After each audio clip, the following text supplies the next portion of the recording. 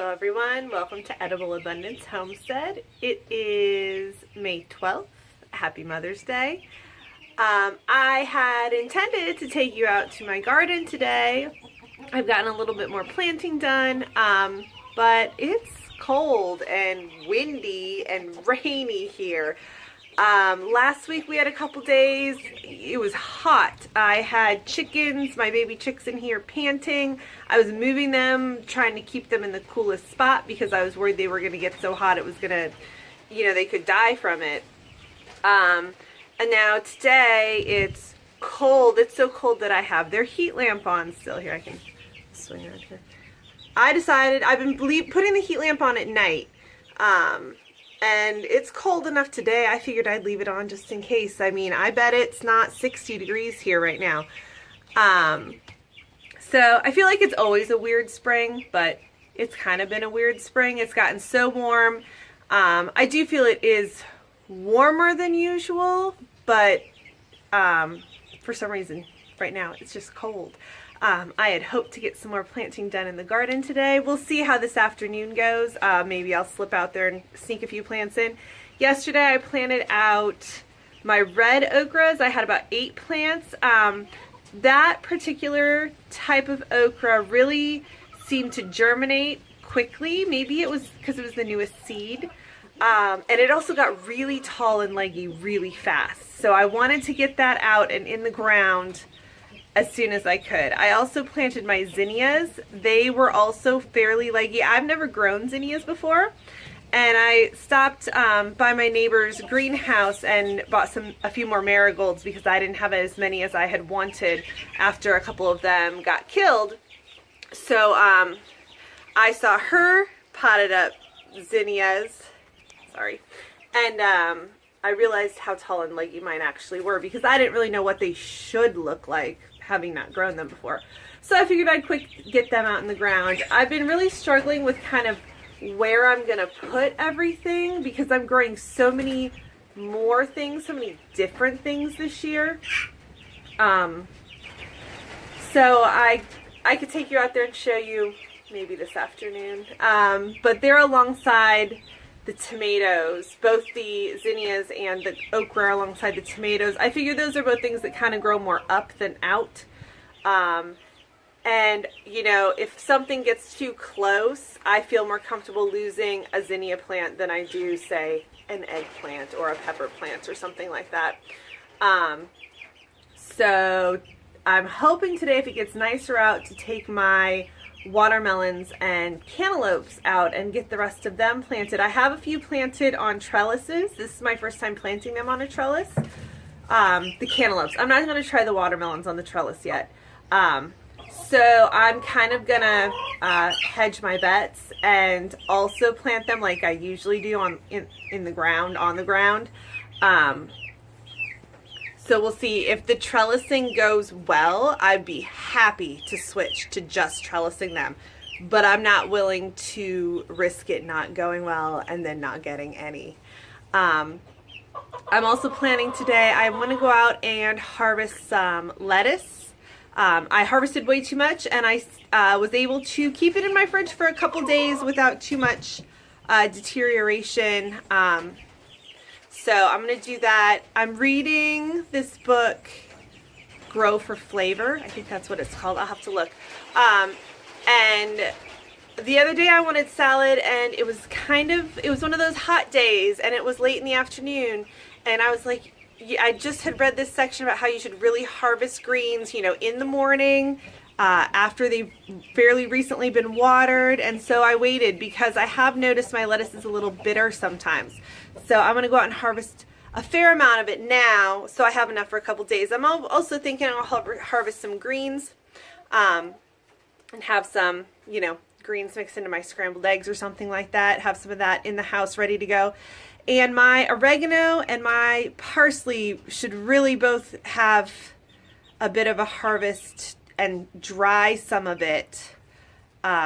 Especially the oregano. The oregano is really out of control. It's growing into my strawberry patch. I should probably pull the oregano out of the strawberry patch, dry that, and then see how far that takes me before going into the actual oregano patch. So yeah, I have a lot of things that I'd like to do today. We'll see how much I can actually get done. But yeah, things are going good. Hopefully after this weekend and the very beginning of next week, it's supposed to warm up again. I also would really like to get these guys out of this big coop. It's really been stressful on them and me when it's getting hot and they're suffering from the heat, and you can just tell that they're suffering from the heat. But then we have a day like today where it's so cold, I'm not even comfortable with them not having heat on them. So if you don't know, the rule of thumb is when you first get chicks, they want to be around 95 degrees. And so that's week 1. And then every week you knock off 5 degrees. So week 2, 90 degrees, 3, 85, 4, 80, until they get to 6 weeks, and then they should be fully feathered and it doesn't matter. So these guys are about to be 4 weeks old. So that the guideline for that would be 80 degrees. It's nowhere close to 80 degrees. Now, here's the thing though.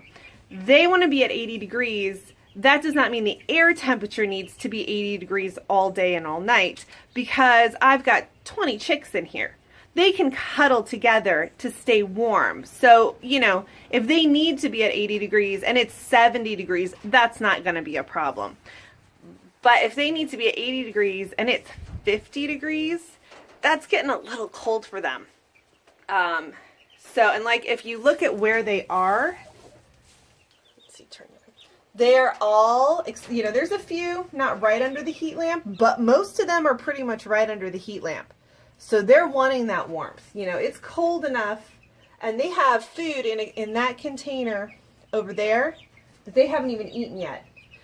And when you're talking about Cornish cross, they don't leave food behind usually. So they must be pretty chilly if they are laying under this heat lamp. So anyway, it'd be really nice if we got to the point where lows were in the mid 60s at night and highs are whatever during the day in the next week or two. I'll probably go ahead and move them outside. Also, the teenagers, as I call them, that are out there, they really need to be in here. It's time to get them adjusted to being with the big chickens, and it's really a pain to be feeding and watering 3 separate groups of chickens. It's just a lot of work. It's just a lot of time more than anything. It's not hard. It just takes a lot of time that I just don't really have. So anyway, happy Mother's Day, everyone. Hopefully if I get out into the garden later, I can take you with. I'm going to just go grab some lettuce really quick, and maybe a few other little bits and pieces for meals for today and tomorrow. And we'll see what the weather does for the rest of the day. It sure would be nice to spend part of Mother's Day in the garden. Thanks for watching. Hello, everyone. I just was going to pop back in really quick to show you one more thing. I never did make it out to the garden today. It was so cold. It just felt, I think part of it's because it's spring and it's been warm, so you expect it to feel warm, and it just didn't. I looked at my phone this afternoon and it said the temperature was like 60 degrees and it felt like 55 or something like that, and it was just drizzly and rainy all day. And I was like, nope, not gonna go out for that. Did a lot of work in the house instead. I do have one thing in here to show you on my plant start. So let's take, these are ground cherries. So I have the one that I originally started. Actually, where is that one? Pull it out here. Of course, now I can't find it. Here it is. So here we go. That's the one that I started, you know, weeks and weeks and weeks and weeks ago. These, the ones with the popsicle sticks, these 2, I just started by putting the seed in the pot. These 6 here, I pre-sprouted in a wet paper towel by my stove. And once they started to show that first little tail, I stuck them in the ground. And so I have, what is that, 8 here? 1, 2, 3, 9 if you count this one. And then, so there are 2 more like this that have not sprouted. I don't know if they're still alive. I'm letting them go. I'm keeping them watered, and we'll see if anything comes of them. And then I have 5 more that had started to germinate that have not popped up above the soil yet. So, but I'm just so super excited that this worked and that I've got ground cherries finally growing. I intended to do 5 of them, but you know what? If all 9 of these survive, we're gonna have to find a place to stick 9 ground cherries because it's been way too much work and effort to grow these, to not plant every single one. So anyway, that's my happy excitement for the day on this cold, rainy day that I couldn't get out into the garden for. I did go ahead and cut some lettuce and pick some oregano, and I've got oregano in my dehydrator right now. So I did accomplish some garden work today at least. But here's the excitement. Fingers crossed that they continue to do well. Thanks for watching.